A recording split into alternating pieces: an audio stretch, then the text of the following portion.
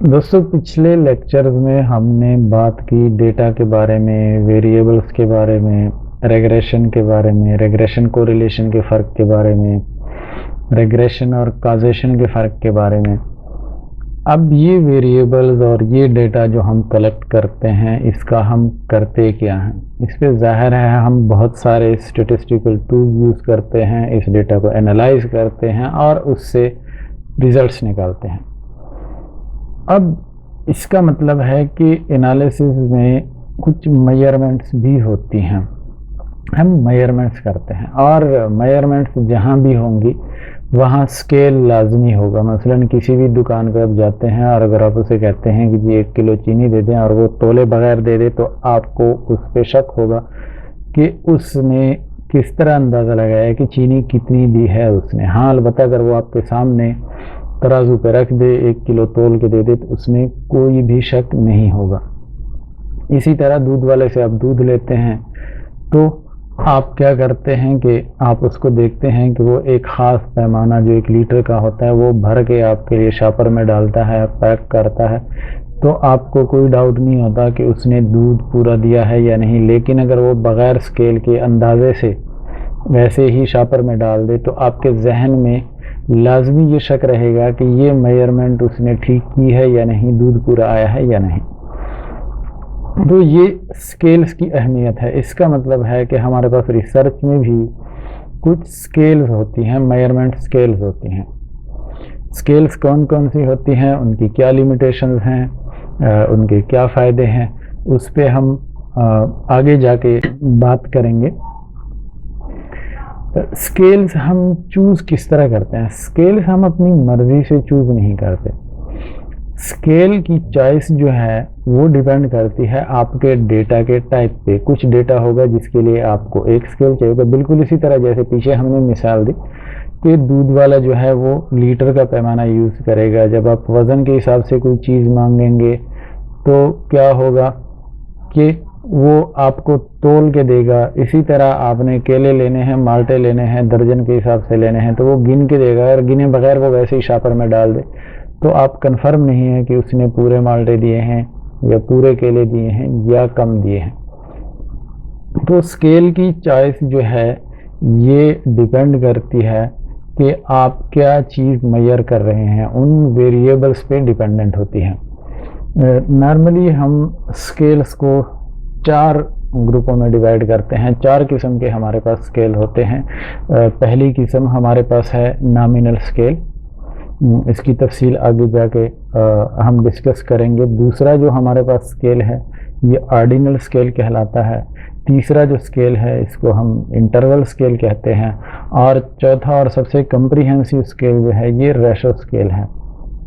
Nominal scale में बहुत सारी खामियां हैं या कमियां हैं, बहुत सारी ज़रूरियात को पूरा नहीं करता। उन कमियों को दूर करने के लिए फिर ऑर्डिनल स्केल उसकी कुछ कमियों को दूर कर देता है, फिर इंटरवल स्केल मज़ीद खामियों को दूर कर देता है और सबसे कम्प्रिहेंसिव स्केल हमारे पास रेशो स्केल आ जाता है, जिसमें ऊपर तीनों में जितनी भी खामियां हैं उन खामियों को वो दूर कर देता है।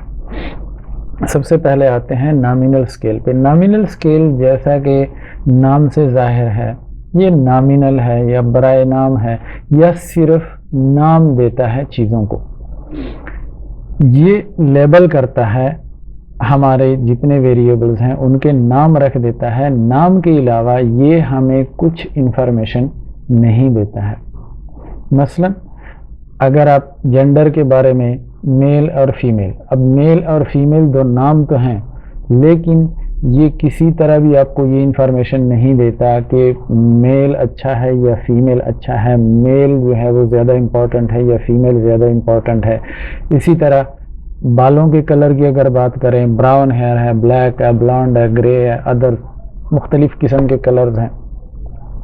इवन अगर ये वैल्यूज़ भी देते हैं, बाज़ दफ़ा हम क्या करते हैं इनको वैल्यूज़ देते हैं और रिसर्च में जब हम जाते हैं तो क्योंकि हम जो एनालिसिस करते हैं वहाँ अल्फ़ाबेट्स यूज़ नहीं करते बल्कि इनमें से हर वेरिएबल को एक नंबर दे देते हैं। मेल के लिए लेट सपोज हमने 1 रखा, फीमेल के लिए 2 रखा। अब अगरचे ये न्यूमेरिक्स में हम शो करते हैं, लेकिन यहाँ पे न्यूमेरिक का मतलब भी 1 का मतलब मैथमेटिकल 1 नहीं है, बल्कि 1 सिर्फ एक नाम है। और 2 जब फीमेल के लिए इस्तेमाल करते हैं तो इसका मतलब 2 नहीं है। मतलब क्या है इसका? मतलब ये है कि अगर मेल 1 है और फीमेल 2 है तो इसका ये मतलब नहीं है कि हम उनका कंपैरिजन कर रहे हैं तो मेल नंबर 1 पे है और फीमेल नंबर 2 पे है। इसका ये मतलब भी नहीं है कि क्योंकि 2 जो है वो 1 के डबल है तो खातून जो है वो मर्द के डबल है। इसी तरह दूसरे एग्जांपल्स में अगर आप देखें, यहाँ पे जो हमने brown, black, blonde, grey hair colour बताए हैं, अब ये 1 2 3 4 5 का मतलब ये हरगिज़ नहीं है कि ये 5 नंबर अदर जो हैं ये 1 वाले से 5 गुना बेहतर हैं, या 2 ब्लैक जो है ब्राउन से डबल अच्छा है। मतलब कहने का ये है कि अगर नॉमिनल स्केल न्यूमेरिक्स भी यूज़ करता है तो वो न्यूमेरिक्स भी जस्ट सिंबल्स होते हैं या नाम होते हैं, उनकी कोई सिग्निफिकेंस नहीं होती। इसी तरह किसी जगह के बारे में अगर आप लोगों से उनके जियोग्राफिकल लोकेशन के बारे में पूछते हैं कि वो नॉर्थ ऑफ द इक्वेटर रहता है या साउथ ऑफ द इक्वेटर रहता है या दोनों जगह नहीं रहता, मतलब इंटरनेशनल स्पेस स्टेशन पर रहता है, ज़मीन पर रहता ही नहीं है, अब इनमें से कौन बेहतर है कौन नहीं है, मतलब ये हमें नहीं बताता। नॉमिनल स्केल जो है वो सिर्फ और सिर्फ चीज़ों को नाम दे देता है, उनको डिफरेंशिएट कर देता है, इसके अलावा ये स्केल कुछ नहीं करता। और ये हम वहाँ यूज़ करते हैं जहाँ पे इनकी न्यूमेरिकल सिग्निफिकेंस की ज़रूरत ही नहीं होती। जैसे कि 3 मिसालें आपके सामने हैं और बहुत सारी मिसालें हो सकती हैं। दूसरा जो हमारे पास स्केल है इसको हम ऑर्डिनल स्केल कहते हैं। अब जैसा कि पिछले इसमें नॉमिनल स्केल में हमने जिक्र किया कि ये हमें ये नहीं बताता कि इनकी तरतीब क्या है, कौन अच्छा है कौन बुरा है, कौन ज़्यादा है कौन कम है। ऑर्डिनल स्केल नॉमिनल स्केल की इस कमी को पूरा कर देता है। जब ऑर्डिनल स्केल हम यूज़ करते हैं तो ये हमें चीज़ों की तरतीब बता देता है कि कौन ज़्यादा बेहतर है कौन कम बेहतर है वगैरह वगैरह। ये एक कुदरती तरतीब में हम चीज़ों को रख देते हैं और ये तरतीब असेंडिंग ऑर्डर में भी हो सकती है, डिसेंडिंग ऑर्डर में भी हो सकती है। मसलन how do you feel today, very happy, unhappy, okay, happy, very happy.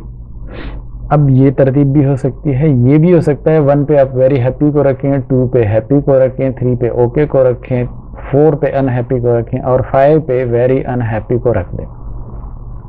तो ऑर्डिनल स्केल जो है वो नाम के अलावा चीज़ों को एक नेचुरल ऑर्डर में भी कर देता है, लेकिन इसमें एक खामी भी है। और वो खामी क्या है कि ये इंटरवल के दरमियान कितना डिफरेंस है वो नहीं बताता। मसलन ये तो हमें पता है कि वेरी अनहैप्पी जो है ये अनहैप्पी से ज़्यादा नाखुश है, ओके जो है वो हैप्पी से कम खुश है और हैप्पी जो है वेरी हैप्पी से कम खुश है। लेकिन हमें ये नहीं बताता कि वेरी अनहैप्पी और अनहैप्पी के दरमियान जो डिफरेंस है वही डिफरेंस अनहैप्पी और ओके के दरमियान भी हो सकता है। ये गैप कम हो, ये बहुत बड़ा हो, या ये कम हो, ये बहुत बड़ा हो, वगैरह वगैरह।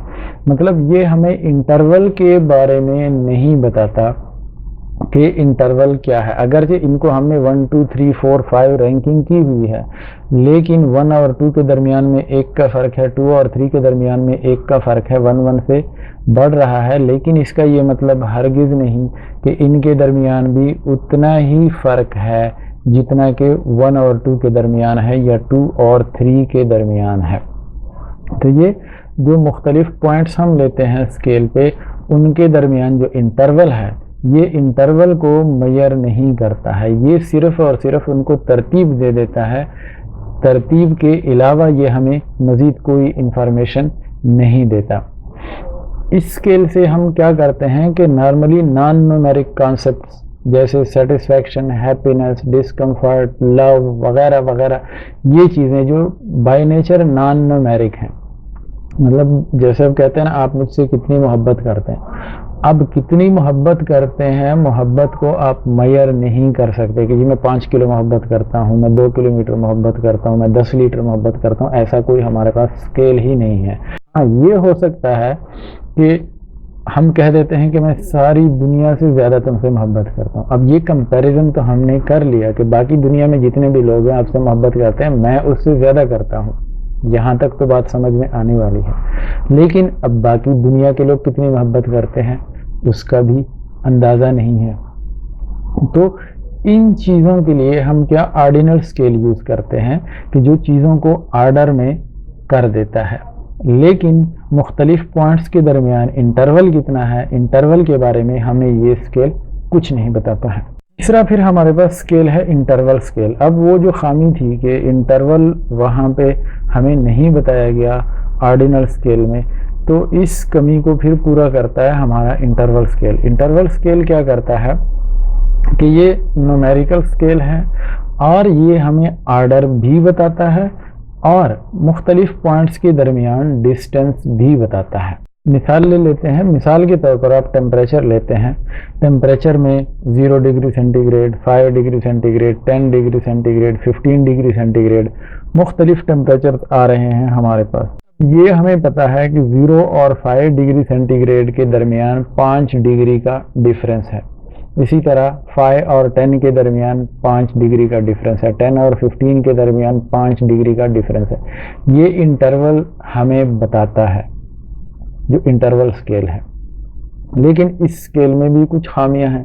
मतलब इसमें पहली 2 खामियां जो हमारे पास आ रही थी ऊपर से, वो तो पूरी हो गई। लेकिन इसमें एक और खामी है, और खामी ये है कि इस स्केल में कोई ट्रू ज़ीरो नहीं होता। मसलन जैसे कि ऊपर हमने टेम्परेचर की मिसाल ले ली, तो नो टेम्परेचर कोई नहीं होता। 0 डिग्री सेंटीग्रेड अगर टेम्परेचर है तो इसका मतलब ये हरगिज़ नहीं है कि कोई टेम्परेचर है ही नहीं। मतलब 0 डिग्री सेंटीग्रेड भी बजाते खुद कोई टेम्परेचर है, -10 भी है, वो भी टेम्परेचर की ही एक डिग्री है। इसका ये मतलब नहीं है कि इस पॉइंट पे कोई टेम्परेचर है ही नहीं। और इसकी वजह से मसला ये होता है कि इनको हम ऐड तो कर सकते हैं और सब्ट्रैक्ट भी कर सकते हैं, लेकिन मल्टीप्लाई और डिवाइड नहीं कर सकते। मेरा ख्याल है यहाँ पे थोड़ा सा कंफ्यूजिंग हो गया। इसी मिसाल को हम थोड़ा सा आगे बढ़ा लेते हैं। फ़र्ज़ करें आप टेम्परेचर को ही ले लें कि 10 डिग्री सेंटीग्रेड और 10 degree centigrade 20 degree centigrade temperature हो जाएगा। मसलन अगर आप कहते हैं कि जी टेम्परेचर सुबह जो था वो बादल थे और मौसम ठंडा था, 10 डिग्री था, लेकिन दोपहर में जो ही धूप निकली टेम्परेचर जो है वो 10 डिग्री बढ़ गया। अब 10 डिग्री था, 10 डिग्री बढ़ गया, इसका मतलब है आपको ये तो पता चल गया कि टेम्परेचर जो है वो 20 डिग्री है जब दोपहर में गर्म हो गया मौसम। लेकिन इसका ये मतलब हरगिज़ नहीं कि टेम्परेचर जो है वो डबल हो गया। इसको हम कैसे एक्सप्लेन कर सकते हैं कि टेम्परेचर डबल हो गया? सेल्सियस पे आपको बज़ाहिर लग रहा है कि डबल है, लेकिन अगर हम इसी टेम्परेचर का स्केल तब्दील करें, आपने डिग्री सेंटीग्रेड में पहले इसको नापा, आप इसको फ़ारेनहाइट में कन्वर्ट करते हैं। फ़ारेनहाइट में जब कन्वर्ट करते हैं तो 10 डिग्री सेल्सियस जो है वो 50 डिग्री फ़ारेनहाइट बनता है। 20 डिग्री सेल्सियस जो है वो 68 डिग्री फ़ारेनहाइट बनता है। अब यहाँ पे अगरचे 20 हमारे पास 10 का डबल नज़र आ रहा है, लेकिन जब हम स्केल सिर्फ तब्दील करते हैं टेम्परेचर वही है। देखें 10 डिग्री था, 10 से 20 डिग्री हो गया। अब बज़ाहिर ये लग रहा है कि टेम्परेचर डबल हुआ है, लेकिन हम कह क्या रहे हैं कि ये एग्जैक्टली डबल नहीं हुआ है। और उसके लिए हमने लिया फ़ारेनहाइट को। फ़ारेनहाइट में जब इस टेम्परेचर को हमने कन्वर्ट किया तो 10 डिग्री बना 50 डिग्री। 20 डिग्री को जब हमने कन्वर्ट किया तो फ़ारेनहाइट में वो बनता है 68 डिग्री। अब 68 50 का डबल नहीं है, टेम्परेचर वही है, सिर्फ स्केल जब हमने मेजरिंग स्केल तब्दील कर लिया, थर्मामीटर हमने तब्दील कर लिया। जो पहला थर्मामीटर था वो डिग्री सेल्सियस में मेजर कर रहा था, जो फ़ारेनहाइट था वो फ़ारेनहाइट में मेजर कर रहा है थर्मामीटर। और टेम्परेचर हम देखते हैं कि 50 और 68, अब 68 किसी तरह भी 50 का डबल नहीं है। तो यहाँ पे समझाना क्या चाह रहे हैं कि टेम्परेचर जो है जब बढ़ता है तो इसका कोई एब्सोल्यूट ज़ीरो हमारे पास नहीं है कि हम ये कह सकें कि यहाँ से ज़ीरो हो गया। जब तक किसी चीज़ का आपके पास ज़ीरो नहीं होता, आपकी काउंटिंग का एग्जैक्ट पता नहीं चलता कि कहाँ पे मिकदार आपकी डबल हो रही है, कहाँ पे जो है वो हाफ हो रही है। अब ये भी एक मसला है, जैसे कि हमने नॉमिनल स्केल में कहा कि वो नाम रख देता है, उसमें कोई इंटरवल वगैरह नहीं होते, ना ही वो कोई ऑर्डरिंग करता है, तरतीब से रखता है। फिर दूसरे स्केल में, ऑर्डिनल स्केल में क्या हुआ कि नाम के साथ साथ उसने हमें ऑर्डर भी बता दिया कि कौन सी चीज़ बड़ी है, कौन सी चीज़ छोटी है, लेकिन उसने ये नहीं बताया कि कौन सी चीज़ किससे कितनी बड़ी है। फिर हम आ गए तीसरे पे, इंटरवल स्केल पे। इंटरवल स्केल अब हमें मेजरमेंट तो देता है कि 10 डिग्री से 20 डिग्री जब टेम्परेचर हो जाए, इसका मतलब है कि 10 डिग्री टेम्परेचर का फ़र्क आया है, लेकिन इसमें हम रेशोज़ कैलकुलेट नहीं कर सकते क्योंकि इसमें हमारे पास कोई ज़ीरो नहीं होता है। लिहाजा इसके बाद हम आते हैं अपने आखिरी स्केल पे, और जो सबसे कम्प्रिहेंसिव स्केल है, और उसको हम रेशो स्केल कहते हैं। रेशो स्केल हमें तरतीब भी बता देता है। इसके अलावा दो यूनिट्स के दरमियान जो डिफरेंस है हमें वो भी बताता है कि 2 और 4 के दरमियान 2 का अगर डिफरेंस है तो 4 और 6 के दरमियान भी 2 का डिफरेंस है, और एग्जैक्टली बताता है हमें। और रेशो स्केल में एब्सोल्यूट ज़ीरो भी होता है, जिसकी वजह से हम इससे क्या कर सकते हैं, इससे रेशोज़ कैलकुलेट कर सकते हैं, चीज़ों को कंपेयर कर सकते हैं।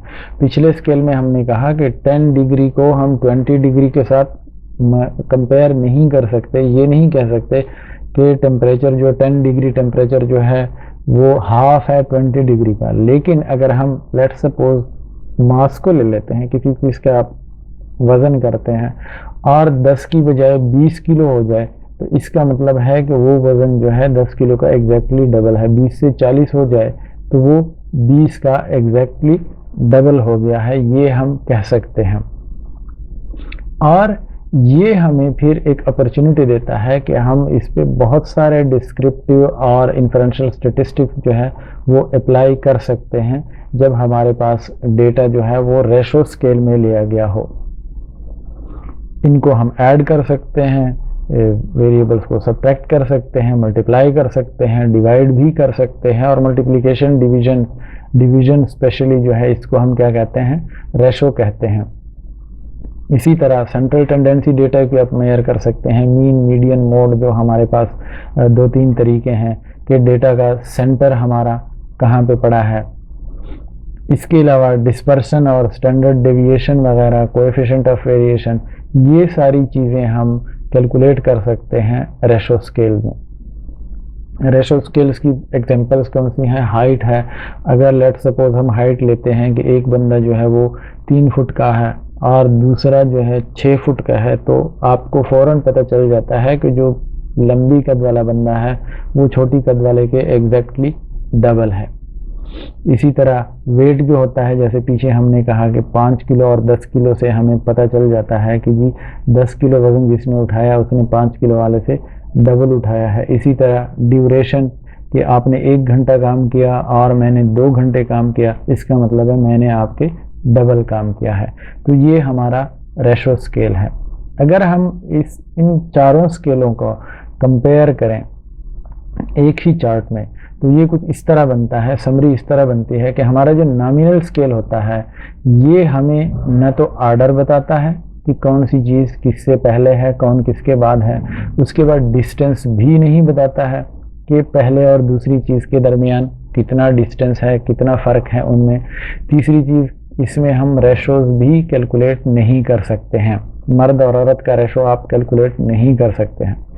ऑर्डिनल स्केल में ऑर्डर वाला मसला हल हो जाता है, ये चीज़ों को तरतीब में तो कर देता है, लेकिन मुख्तलिफ वैल्यूज़ के दरमियान ये डिस्टेंस हमें, इंटरवल जो है वो हमें नहीं बताता और हम रेशोज़ कैलकुलेट नहीं कर सकते। फिर तीसरा जो हमारा इंटरवल स्केल है ये हमें ऑर्डर भी देता है और इंटरवल्स भी बताता है कि दो पॉइंट्स के दरमियान इंटरवल कितना है, लेकिन इसमें हम रेशोज कैलकुलेट नहीं कर सकते। और उसकी वजह क्या थी कि हमने कहा था कि इसमें कोई ज़ीरो वैल्यू नहीं होती, कोई स्टार्टिंग पॉइंट हमारे पास नहीं होता जो रियल स्टार्टिंग पॉइंट हो। और फिर ये तीनों मसाइल हमारे हल होते हैं रेशो स्केल में। रेशो स्केल हमें ऑर्डर भी बताता है, हमें इंटरवल्स के दरमियान डिस्टेंस भी बताता है, और रेशो स्केल में हम चीज़ों को कंपेयर भी कर सकते हैं कि x डिवाइडेड बाई y या x1 डिवाइडेड बाई x2 की तरह हम इनको कंपेयर कर सकते हैं।